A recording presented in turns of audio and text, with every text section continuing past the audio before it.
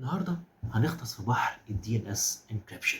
في طريقتين لل DNS encryption DOH و DOT اللي هو DNS over HTTPS و DNS over TLS. طيب هو انا اصلا هيفرق معايا في ايه الهري ده؟ واصلا الجزء دول ايه لازمتهم وبنستخدمهم في ايه؟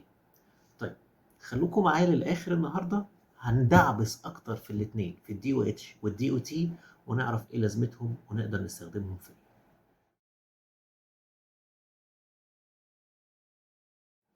السلام عليكم، اهلا بيكم في السكيورتي وورلد، والنهارده هنتكلم عن ال DNS encryption. من فتره تقريبا 4 سنين كده كل الويب براوزرز اعلنوا انهم هيدعموا ال DNS over HTTPS، وكمان فايرفوكس قال او اعلن ان هو هي enable ال DOH by default في امريكا كلها. طيب فاحنا كده لازم نعرف هو ايه ال DNS encryption وليه اصلا لازم نهتم بحاجه زي كده. لما تيجي تفتح البراوزر بتاعك وتروح على ويب سايت، الكمبيوتر بتاعك هيبعت DNS ريكوست للراوتر اللي عندك في البيت، اللي هو كمان هيروح لشركة الانترنت بتاعتك عشان يسأل عن الاي بي ادرس بتاع الويب سايت ده. طيب كل ده بيحصل عن طريق ال DNS، وكل ده بيبقى مش متشفر وعلى المشاع وعلى عينك يا تاجر. وده معناه ان شركة الانترنت او اي حد في النص بينك وبين الدي ان اس سيرفر يقدر يقرا ويحلل الترافيك بتاع الدي ان اس ريكوست بتاعك، ويقدر يعرف كل الويب سايتس اللي انت بتزورها. احي احي احي يا ابو سوسو احي. الدي ان اس موجود من سنين او تقريبا من قرون. الناس بتاعت السكيورتي جايين يفوقوا دلوقتي، يعني ايه اللي حصل؟ ليه دلوقتي كله عمال يتكلم عن الموضوع ده؟ تقريبا كل الشركات وبالاخص الشركات الكبيره بتدعم الموضوع ده. زي ما دلوقتي لو خدتوا بالكم ان معظم الويب براوزر او تقريبا كل الويب براوزرز دلوقتي بتنفورس الانكريبتد ويب ترافيك اللي هو ال HTTPS. يعني انت لو كتبت www.google.com اوتوماتيكلي هتلاقيها هتبقى https google.com، هتعمل لها redirection لانكريبتد ترافيك. قدام برضو الموضوع ده هيبقى انفورسد من كل الشركات ان انت تستخدم انكريبتد دي ان اس. طب خلينا الاول نفهم هو الدي ان اس بيشتغل ازاي وليه لازمته وايه الدوشه اللي حواليه دي كلها عشان نحميه. الدي ان اس او الدومين نيم سيستم هو اهم جزء وفي نفس الوقت اكتر جزء ممكن نهمله في الانترنت. من غيره الانترنت كله ولا كأنه موجود وهيروح في تيس، وكلنا هنرجع لزمن الطوابع والجوابات، ومش بعيد كلنا ننزل نجيب جرايد عشان نعرف ايه اللي موجود في السينما النهارده. كلنا عارفين او مفروض نكون عارفين ان كل الكمبيوترز اللي عامله الانترنت هي عباره عن شبكه كبيره جدا بينها كابلات تحت الارض وتحت الميه، ومتعرفه عن طريق الاي بي ادرس. الدي ان اس بقى هو اللي بيحول النيمز بتاعت الكمبيوترز دي للاي بي ادرسز. طيب بس ازاي الدي ان اس اصلا بيشتغل؟ في البراوزر بتاعك مثلا لو انت فتحته وكتبت www.batman.com، تمام، لما بتكتب الكلام ده على الادرس بار بتاعك انت فعليا بتحاول تفتح www.batman.com دوت. ايوه، في دوت في الاخر. سعادتك عمرك ما هتكتبها، بس هي طول عمرها موجوده. لا بجد مش مصدقني؟ روح جرب كده، انا مستنيك. طيب كده كفايه. الدوت اللي في الاخر دي هي بتمثل الروت اوف انترنت نيم سبيس او ذا روت. طيب الروت ده هو اللي بيبتدي بيه قصتنا وهو الاساس في كل ده. تعالوا بينا على اللايت بورد عشان نبدا قصتنا ونبدا نشرح بالتفصيل الدي ان اس والدي ان اس اوفر تي ال اس والدي ان اس اوفر اتش تي بي اس.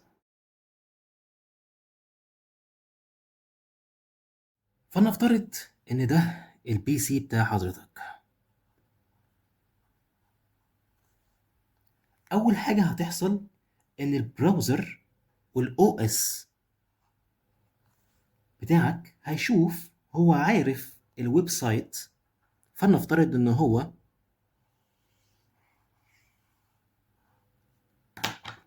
www.batman.com.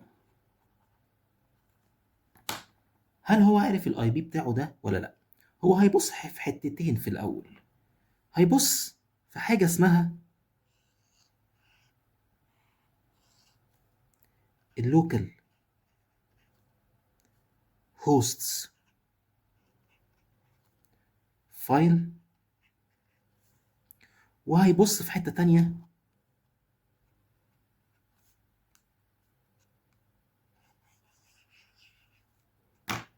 اللي هي الميموري، او بمعنى اصح الكاش ميموري. دلوقتي البراوزر هيسأل الاو اس عن الاي بي، والاتنين بلاليص مش عارفين الاي بي ادرس. الاو اس بتاعك كونفيجرد عشان يروح يسأل الريزولفينج نيم سيرفر.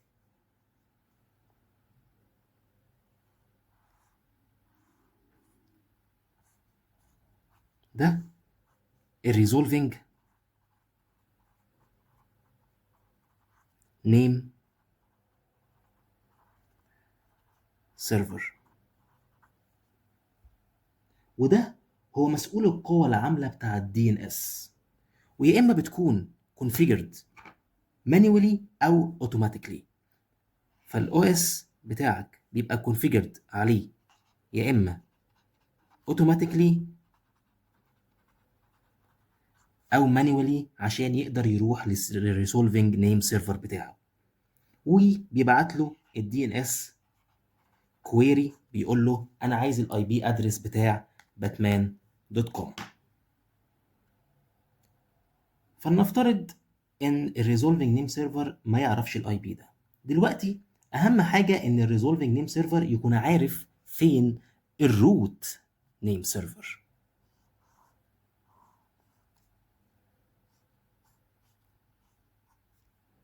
الروت نيم سيرفر، عشان دلوقتي اللي هيحصل ان الريزولفينج نيم سيرفر هيبعت للروت يسأله يقول له انا عايز الاي بي ادرس بتاع www.batman.com. الريسبونس بتاع الروت نيم سيرفر مش هيديله الاي بي لانه ما يعرفش الاي بي، لكن هيرد عليه يقول له معلش يا ابني انا ما اعرفش، بس ممكن تروح للكوم. طب مين الكوم ده؟ اللي هو التوب ليفل دومين نيم سيرفر. الريزولفينج نيم سيرفر هيبدا يروح للتوب ليفل دومين نيم سيرفر،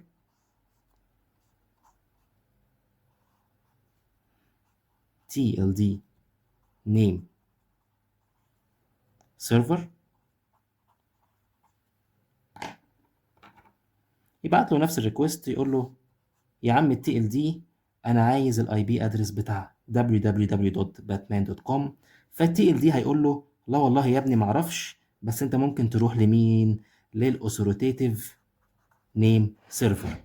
وده يخلينا نروح لسايد سين كده، يخلينا نشرح ازاي اصلا التي ال دي نيم سيرفر ده عرف يودي الريزولفينج نيم سيرفر للاوثوريتيف نيم سيرفر. ايش عرفوا ان باتمان.com عند الاوثوريتيف نيم سيرفر ده بالذات؟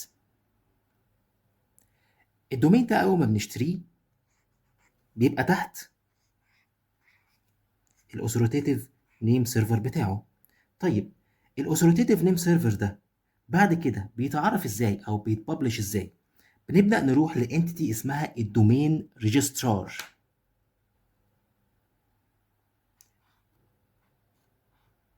الدومين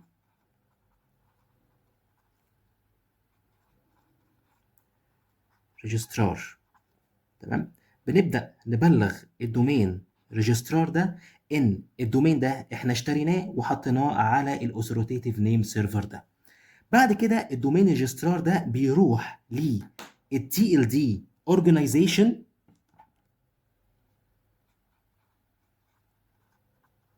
ودي بتكون حاجه انتيتي اسمها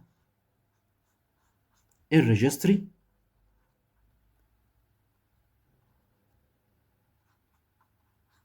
تمام. وبنبلغها بنقول لها ان والله www.batman.com ده تحت الاوثوريتيف نيم سيرفر الفلاني. بعد كده الريجستري دي بتابديت التوب ليفل دومين سيرفر،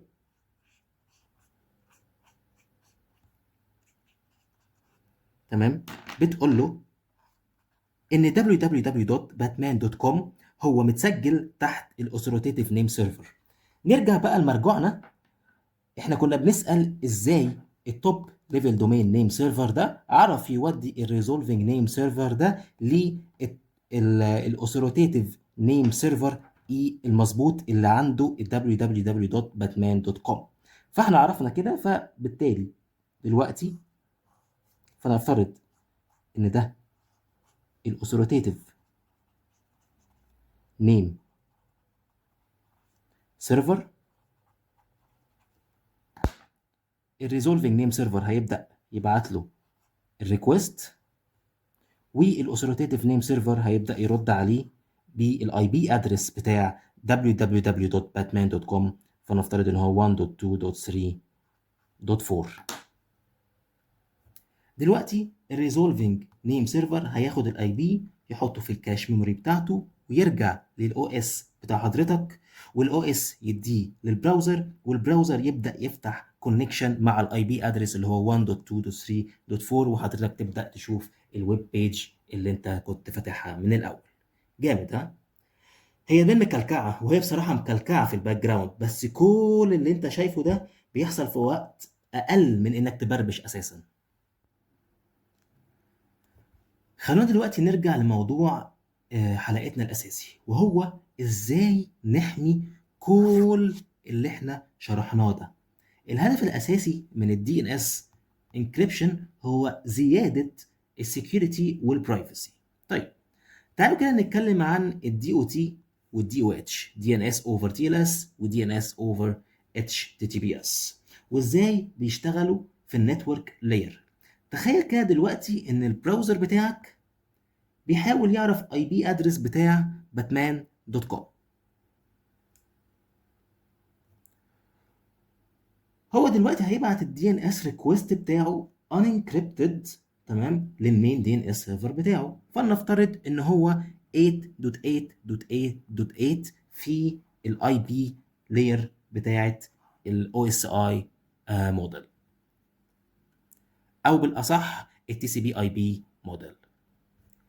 الباكت بتاعتك هتبقى بالشكل اللي قدامك ده، من الاي بي بروتوكول اللي فيه الاي بي ادرس بتاع الدي ان اس سيرفر بتاعك اللي هو بتاع جوجل فور اكزامبل 8.8.8.8. فوق الاي بي بروتوكول هتلاقي اليو دي بي بروتوكول بيشتغل على البري ديفايند بورت بتاع الدي ان اس اللي هو 53.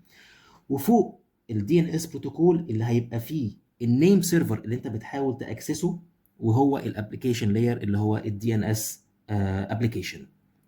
دلوقتي الباكت اللي انت شايفها دي كلها هي مش انكريبتد، واي حد في النص هيقدر بسهوله يعرف المعلومات اللي انت شايفها قدامك دي، ويقدر يعرف ايه اليو ار ال اللي انت بتحاول توصل له. دلوقتي تعالوا نشوف ازاي الدي ان اس اوفر التي ال اس بيشتغل. هنبدا بنفس الاي بي بروتوكول.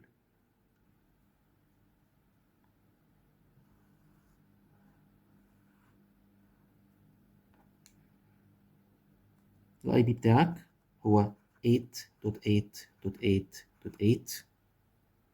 بعد كده ما عندناش يو دي بي باكت، هتبقى تي سي بي باكت على البري ديفايند بورت للدي ان اس اوفر تي ال اس،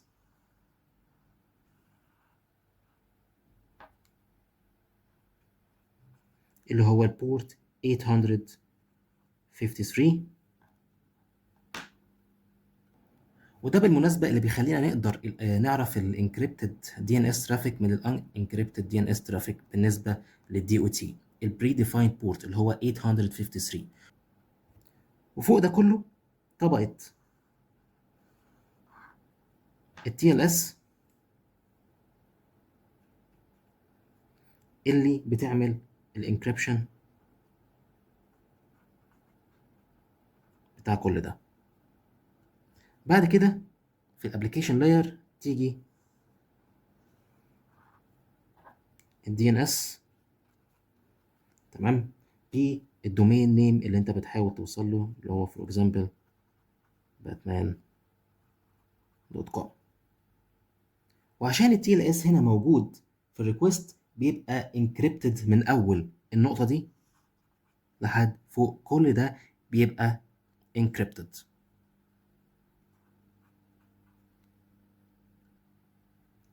في الحاله دي محدش في النص يقدر ينسبكت الترافيك ده. طبعا الدي او تي سهل قوي نكشفه في الواي شارك، عشان ليه نون بورت واللي هو ال 853. خليني اوريكم الواير شارك ديمو كده، نشوف فيه الدي او تي كوميونيكيشن ماشيه ازاي.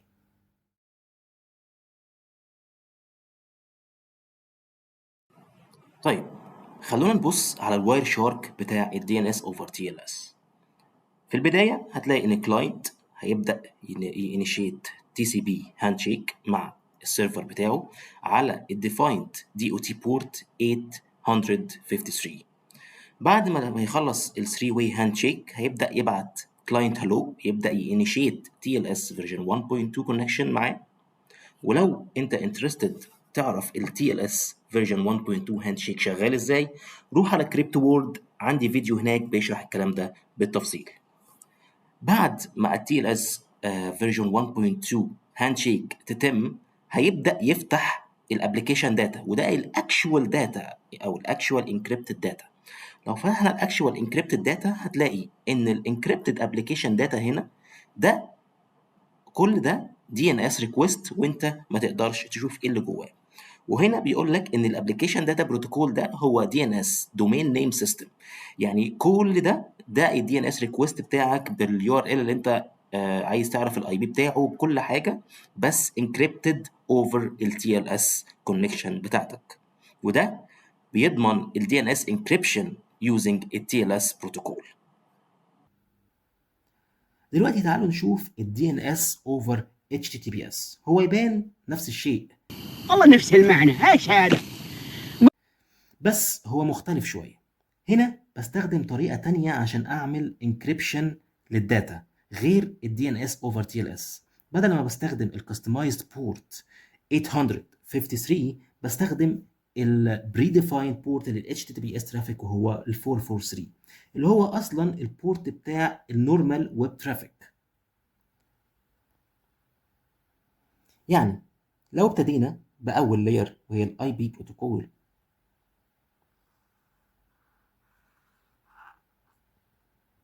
هتلاقي ان الاي بي هنا برضه هو افترض ان هو 8.8.8.8. هيبقوا فوقيه ال تي سي بي بروتوكول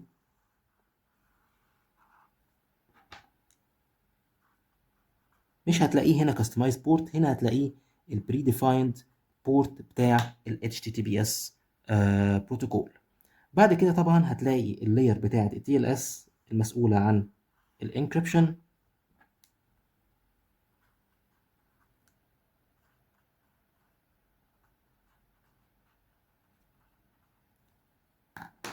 وبعد كده هنا هتيجي الابلكيشن لاير في حاجة مختلفة تماما تبين لك ليه الدي او اتش مختلف في طريقة الانكريبشن للدي ان اس. هنا هيبقى مجرد HTTPS application، تمام، وجواه هتلاقي يا اما get يا اما post request. طيب الجيت والبوست ريكوست دول بيبقى جواهم ايه؟ بيبقى عبارة عن اليو ار ال سلاش دي ان اس داش ريكوست، وبعد كده بيبقى في الكويري بتاع الدي ان اس، وبيبقى بعد كده بيتحط الدومين اللي هو batman.com. طبعا لازم البراوزر بتاعك يكون مشغل ال DNS over HTTPS عشان يفهم الكلام ده اصلا. تعالوا نبص على واير شارك ونشوف ازاي ال DNS over HTTPS بتشتغل.